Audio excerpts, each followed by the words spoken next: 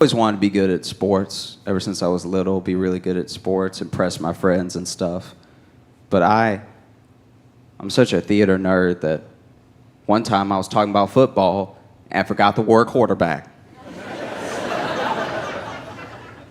And I saw him and I panicked. I saw him and I was like, oh, he plays the lead.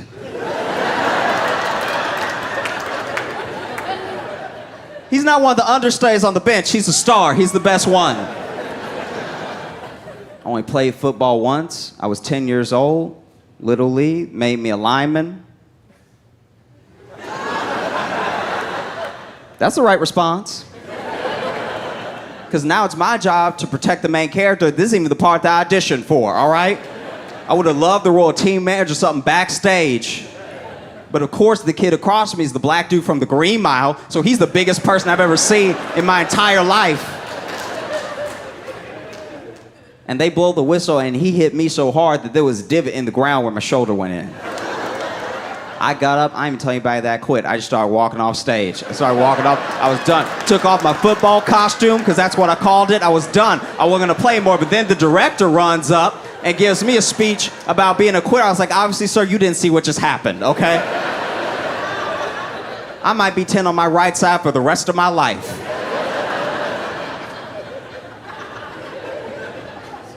And then they make this big kid come up and apologize to me, which he shouldn't have to do.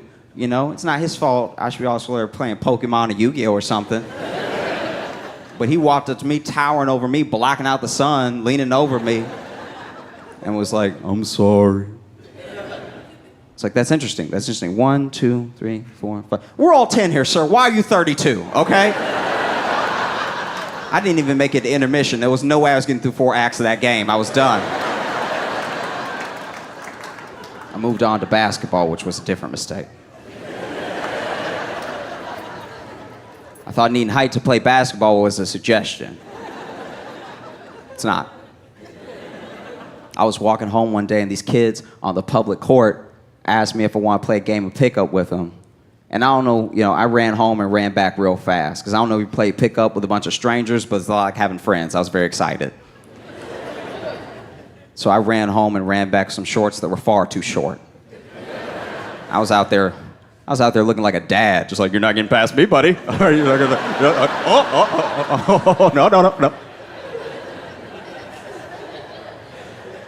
It's one of the worst mistakes in my life. This kid, LeBron James, Michael Jordan, jumped over me and dunked. I'm guarding him and he just flew away. Which should be against the rules. If he's allowed to fly, I should at least get a knife to cut an Achilles or something. Like, you're not gonna fly over me twice, sir. This dude jumped over me and dunked the ball so hard that he cracked the glass on the backboard. The ball hit me on top of my head. I hit the ground. He hung there for a second and then landed, straddling me, got his face this close to mine and was like, ooh.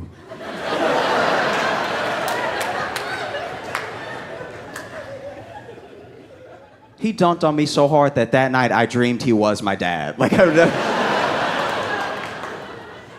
never been more terrified. I don't know what my problem is, I'm gonna tell you guys something, because we're family. Okay? I'm gonna tell you something I don't tell a lot of people. I don't even feel black some days. I feel like an alien that snatched a black bite and didn't do any research at all, didn't do anything, didn't read a book, didn't watch a movie, doesn't know what Boys in the Hood is, but loves trains. Like, I don't know if I haven't had enough dates for a grown man or too many dates for someone who's autistic, because I'm definitely on the spectrum. I talk about sharks too much on the front end of the conversation.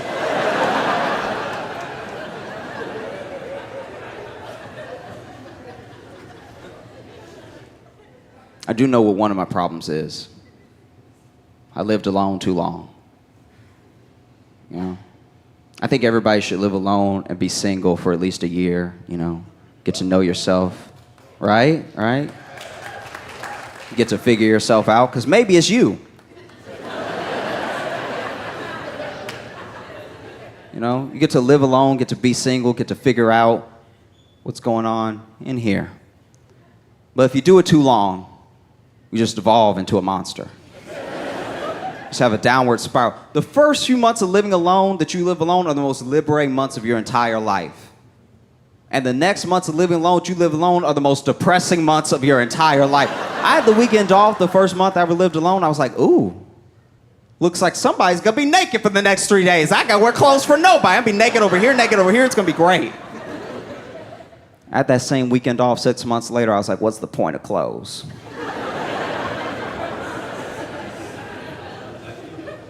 Now, I knew I was depressing my friends. I started getting gifts that were purely just to keep me alive. I just started getting puzzles left and right.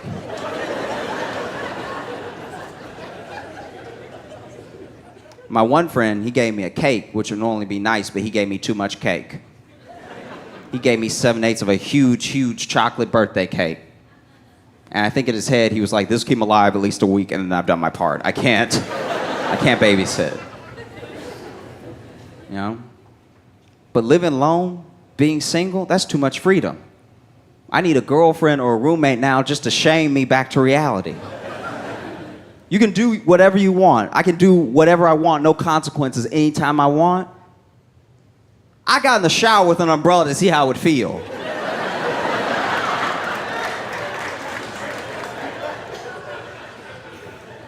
You looking at me like you don't know what I'm talking about. I got naked, all right? Got in the shower, turned the water, and lifted the umbrella. I was like, it does feel like rain. Will someone call today? Oh, it's just like being outside. Except I control the weather. I realized this year, when Black Friday came and went, I realized that I finally have a thing.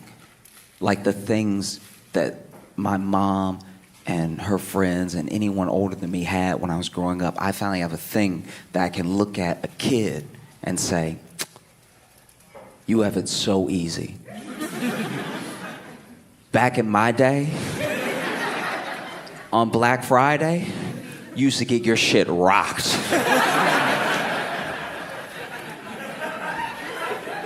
We would duke it out in the aisles, fighting like savages for a toaster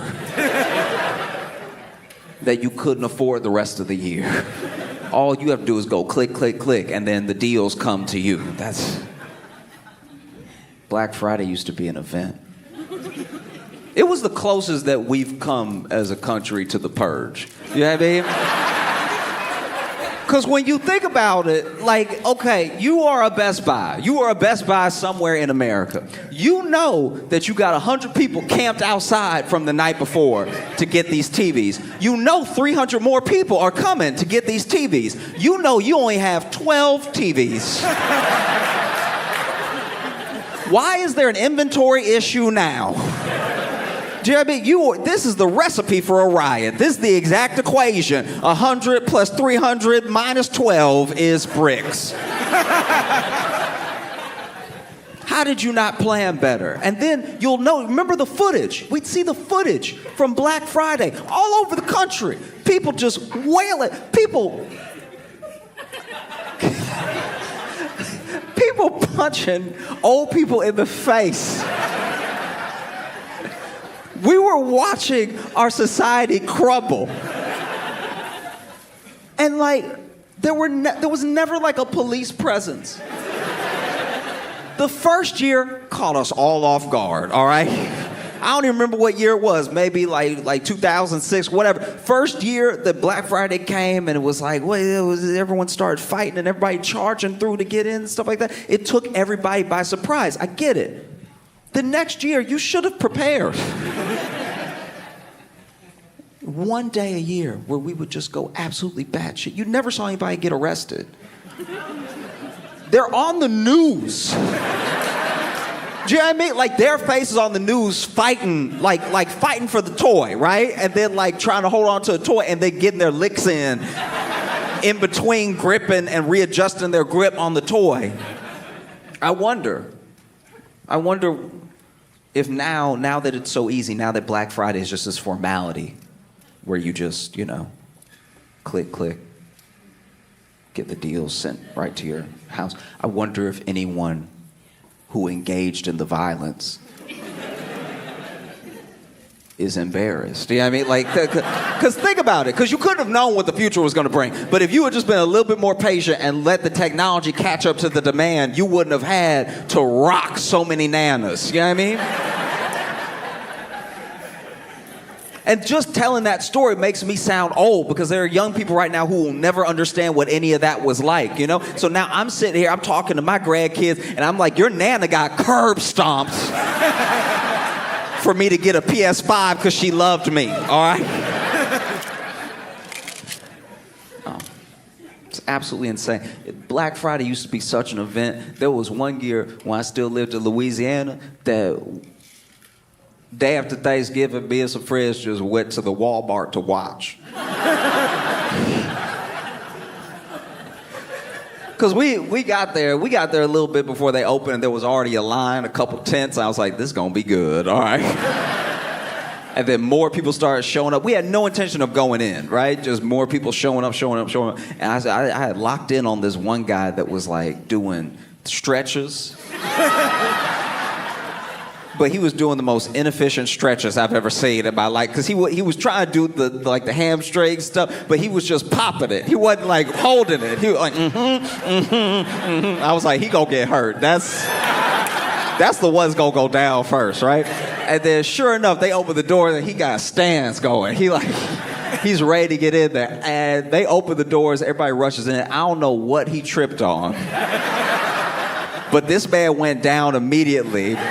And then in the distance in the parking lot, all we could see is just every time somebody stepped on him, one shoe would go up. Like he was out here floating top to bottom. You could tell every time he got stepped on. I was like, I hope he's all right.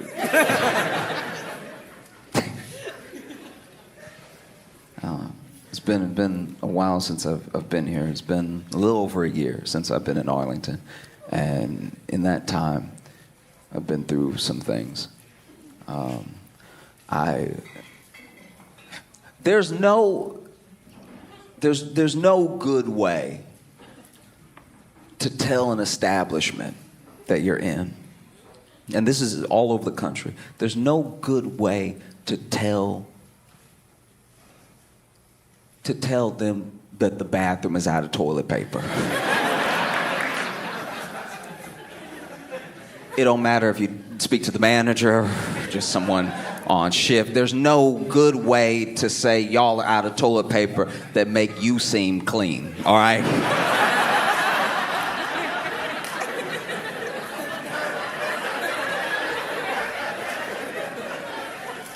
Because you just trying to help. But when you walk up and say y'all are out of toilet paper, when you make a definitive statement like that, you're saying some things without saying them. And you're making people wonder something. You're making people ask questions about you as a person, because then that means that either you didn't wipe or you finished the toilet paper, which somehow still makes you seem nasty. Like, now, we all know that toilet paper is not this like infinite resource that just goes on in perpetuity for the end of time. We know that eventually the roll will end, but if you the type person that ends the roll, what are you doing with your life? That rolls end when you go to the bathroom. Because when you think about it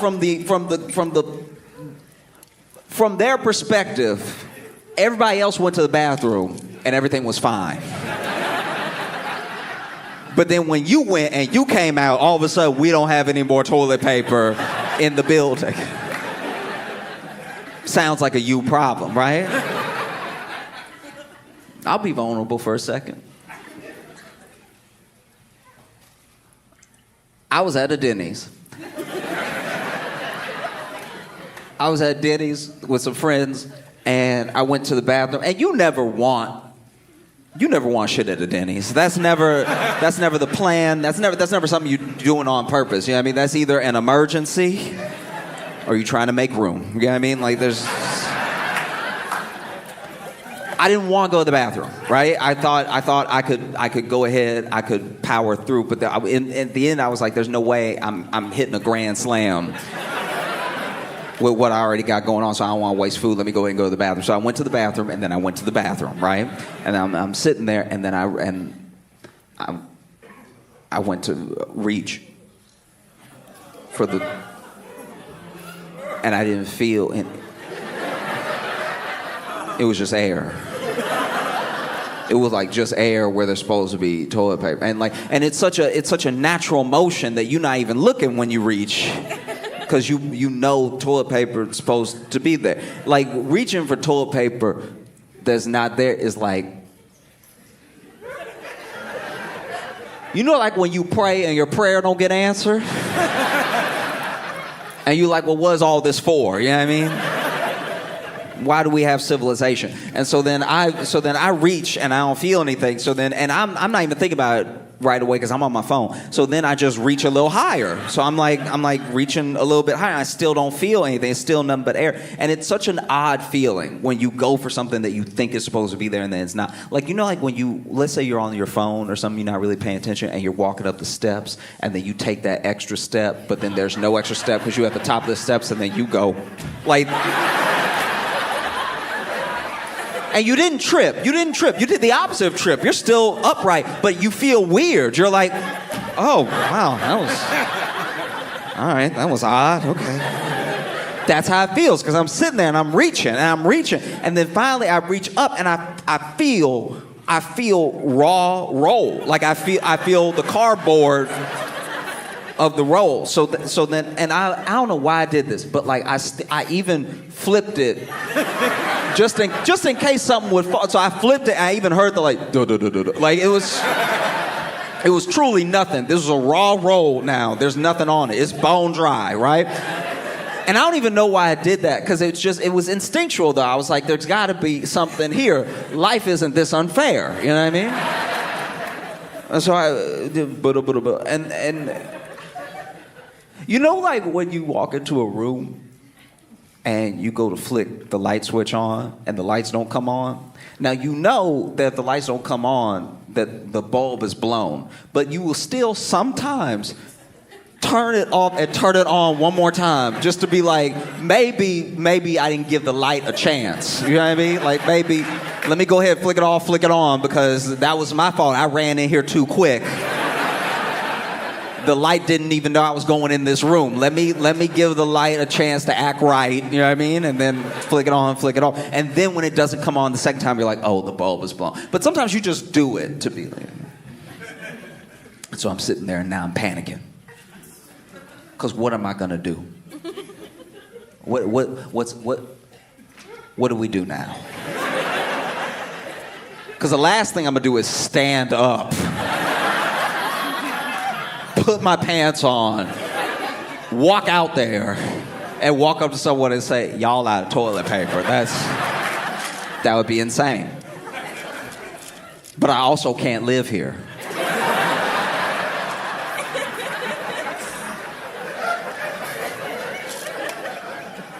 And so I'm sitting there panicking, truly panicking. I know I'm panicking because I'm sweating. And I know I'm sweating because it's all over me. And I know it's all over me because I don't have anything to wipe it with. Sitting there, what am I gonna do and everything, and then I see the door opens, right, and this Denny's had one of those like 2 bathroom, like stall, 2 urinal, 2 sink setups, right, and so somebody walks in, and when they walk in, I'm looking under the stall door a little bit. I see black shoes, and I'm like, okay, that's some hope. And then I look through the crack, and they're washing their hands, and I see a red shirt. I'm like, oh, okay, that's a uniform. That's an employee. I'm saved. But now I got to get his attention in the least upsetting way possible. Because you don't want to just be a disembodied voice in the bathroom going, y'all out of toilet paper.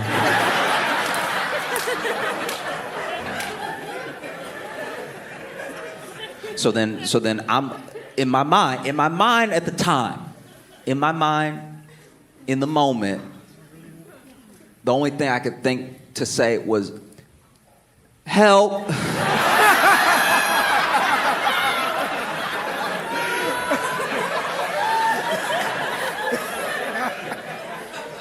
Which as soon as I said, I was like, that's not. Because now he don't know what type of help. Like, am I stuck? Is like, does he need an ambulance? Is this doctor help?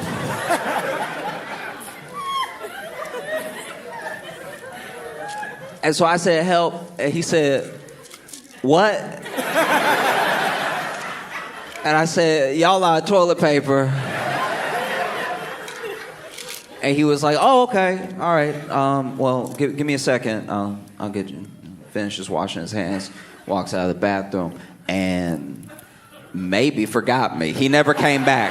That man never came back, right? So now I'm sitting in here, and I'm devastated, right? Because every second that goes by, I'm like, he gonna be back here any minute. Yeah. So I'm not even worried for the first whatever minute. And I know you're thinking to yourself, Josh, why is this story so long?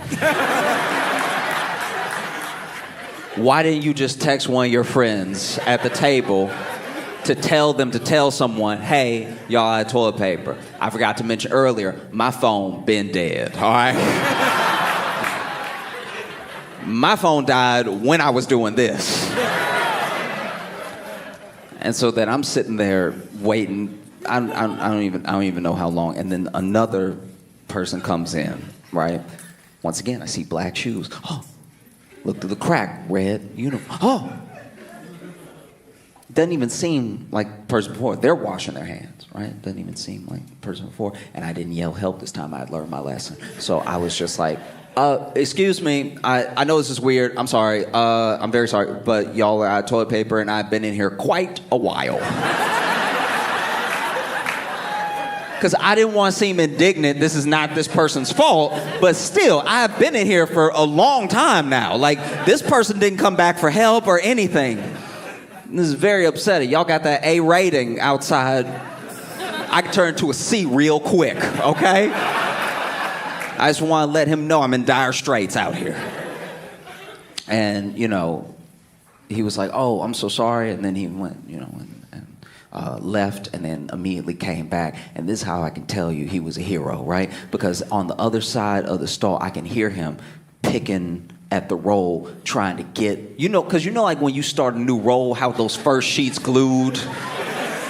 They like, it's insane. Why do you have to waste 9 sheets just to get the roll started? We've been to the moon, and we still have to rip up and throw away a bunch of sheets just to get the first sheet that's usable, right? But then he ripping it up for me. I was like, this man's a saint, you know what I mean? And then we didn't know how he was going to get it to me because he can't just like lob it to me like that. Because this is heavy. This is industrial-sized toilet paper. He will knock me out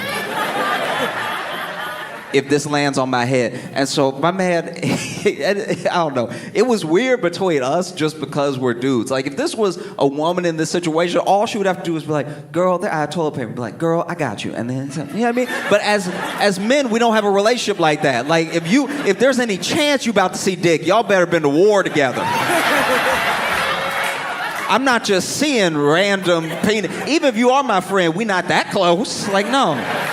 Right? I'm not doing anything where I have a chance of seeing your... No, I don't want anything. So then, my man, like the hero he was, he bowled it to me.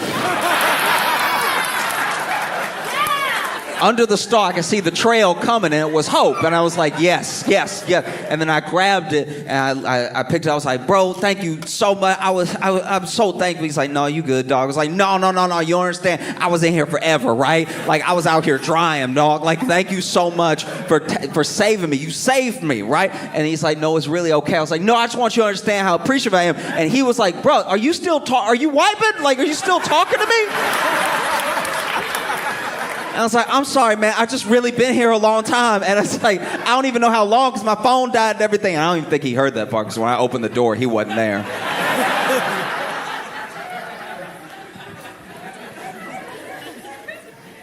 But yeah, I've been through a lot.